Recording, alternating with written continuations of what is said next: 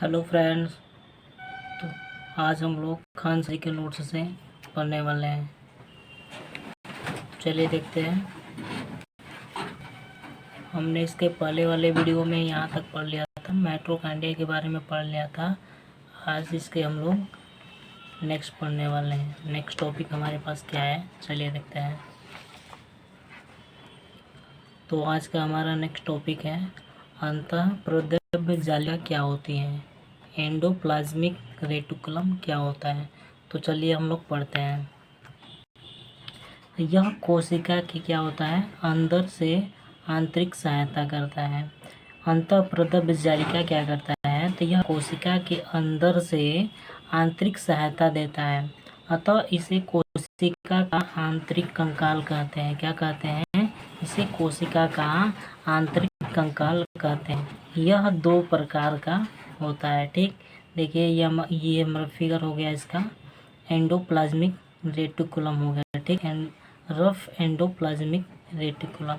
ये हमारा क्या होता है, तो ये हमारा राइबोसोम है। क्या है, राइबोसोम है। ठीक, तो चलिए देखते हैं अंतःप्राद्रव्य जालिका कितने प्रकार का होता है, तो दो प्रकार का होता है। तो पहला हमारा क्या है, तो पहला हमारा है स्मूथ चिकनी। ठीक, तो यह कार्बोहाइड्रेट तथा वसा का निर्माण करता है। यह किसका निर्माण करता है, तो यह कार्बोहाइड्रेट तथा वसा का निर्माण करता है। ठीक, दूसरा क्या है, रफ खुरदरी। तो इस पर राइबोसोम होता है। क्या होता है, इस पर राइबोसोम होता है। यह प्रोटीन का निर्माण करता है। किसका निर्माण करता है, तो यह प्रोटीन का निर्माण करता है। इस पर क्या होता है, राइबोसोम होता है। क्या होता है, इस पर राइबोसोम होता है। और यह किसका निर्माण करता है, यह प्रोटीन का निर्माण करता है। ठीक, अगला हमारा टॉपिक क्या है, राइबोसोम क्या होता है। तो चलिए देखते हैं राइबोसोम क्या होता है। तो यह कोशिका के अंदर का सबसे छोटा सा अंग होता है। क्या होता है, राइबोसोम जो होता है वो कोशिका का सबसे छोटा अंग होता है। ठीक, यह प्रोटीन का निर्माण करता है और अतः इसे प्रोटीन की फैक्ट्री कहते हैं। क्या कहते हैं, यह प्रोटीन का निर्माण करता है और अतः इसे प्रोटीन की क्या कहते हैं, फैक्ट्री कहते हैं। यह दो प्रकार का होता है। राइबोसोम कितनी प्रकार का होता है, तो दो प्रकार का होता है। पहला क्या है, 70S राइबोसोम। क्या है, पहला 70S राइबोसोम। यह हल्का होता है तथा प्रोकैरियोटिक कोशिकाओं में पाया जाता है। ठीक, तो यही हमारा क्या है, 70S राइबोसोम है। ठीक, दूसरा हमारे पास क्या है, तो दूसरा हमारे पास है,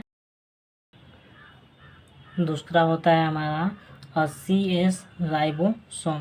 तो यह भारी होता है। क्या होता है, यह भारी होता है तथा यूकैरियोटिक कोशिकाओं में पाया जाता है। ठीक, दूसरा हमारे पास टॉपिक क्या है, तो नेक्स्ट हमारा टॉपिक है गोल्जी बॉडी क्या होता है। तो इसकी खोज कैमिलो गोल्जी ने किया था। किसने किया था, तो इसकी खोज कैमिलो गोल्जी ने किया था। यह पदार्थ का परिवहन करता है, अर्थात यातायात में सहायक होता है। ठीक, अगला हमारा टॉपिक क्या है, अगला हमारा टॉपिक है सेंट्रोसोम क्या होता है। तो चलिए देखते हैं सेंट्रोसोम क्या होता है। तो यह कोशिका विभाजन करता है। क्या करता है, यह कोशिका विभाजन करता है। ठीक, चलिए देखते हैं, यह कोशिका का क्या करता है, विभाजन करता है। यह मस्तिष्क में नहीं पाया जाता है, जिस कारण से तंत्रिका कोशिकाओं में विभाजित नहीं होता है। अतः यह केवल जो है वो जंतु कोशिकाओं में पाया जाता है। किसमें पाया जाता है, यह केवल जंतु कोशिकाओं में पाया जाता है। पादप कोशिकाओं में कोशिका विभाजन सेल प्लेट के द्वारा होता है। ठीक, सेंट्रोसोम की खोज किसने की थी, तो बोवेरी ने किया था। किसने किया था, बोवेरी ने किया था। ठीक, यही हमारा सेंट्रोसोम है। ठीक, अगला हमारा टॉपिक क्या है, अगला हमारा टॉपिक है लाइसोसोम क्या होते हैं। तो चलिए देखते हैं लाइसोसोम।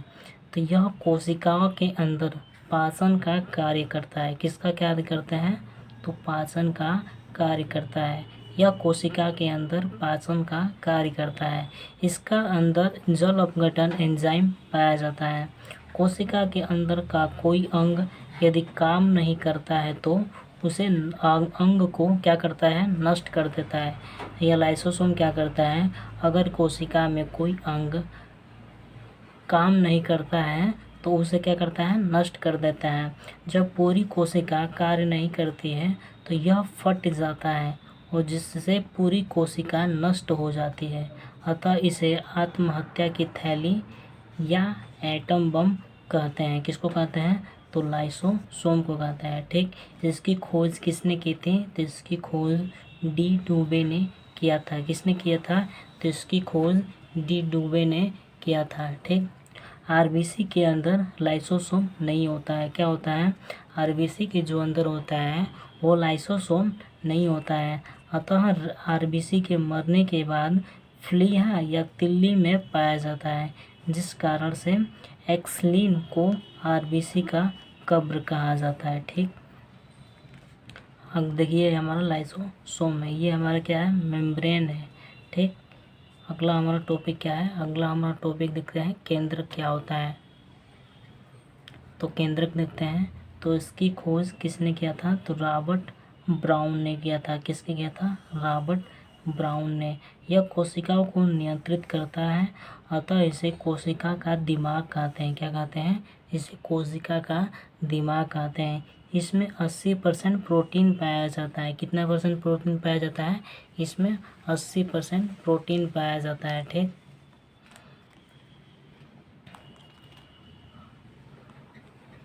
अगला देखते हैं, अगला हमारा क्या है, रसघानी क्या होती है। ठीक, चलिए देखते हैं रसघानी। तो यह जल को संचित करता है। क्या करता है, यह जल को स्टोर करता है। यह जंतु में छोटा होता है किंतु पादपों में क्या होता है, बहुत बड़ा होता है। ठीक, ये हमारा इसका फिगर है रसघानी का। अगला हमारा टॉपिक क्या है, लवक क्या है, प्लास्टिक्स प्लेस्टाइस्ट क्या है। ठीक, तो यह पादपों का सबसे बड़ा कोशिकांग होता है। ठीक, यह केवल पादपों में पाया जाता है। यह 3 प्रकार का होता है। पहला हरित लवक, फिर दूसरा हमारे पास क्या होता है, लिकोप्लास्ट, और तीसरा हमारे पास क्या होता है, तो क्रोमोप्लास्ट। तो सबसे पहला हमारा टॉपिक क्या है, हरित लवक क्या होता है।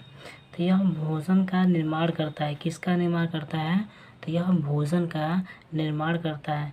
यह पत्ती तथा तना में पाया जाता है। ठीक, दूसरा हमारा क्या है, लिकोप्लास्ट। तो यह भोजन का क्या करता है, संग्रहण करता है। यह जड़ तथा फल में पाया जाता है। और तीसरा हमारे पास क्या है, तो क्रोमोप्लास्ट क्या होता है। ठीक, तो यह रंग प्रदान करता है। क्या करता है, रंग प्रदान करता है। जैसे टमाटर और मिर्च में कौन सा होता है, तो लाइकोपेज के कारण से होता है। गाजर में कौन सा होता है, तो कैरोटीन। चुकंदर में बीटानोन। और फलों का पीला रंग किसके कारण होता है, जो जैफ्थ्रो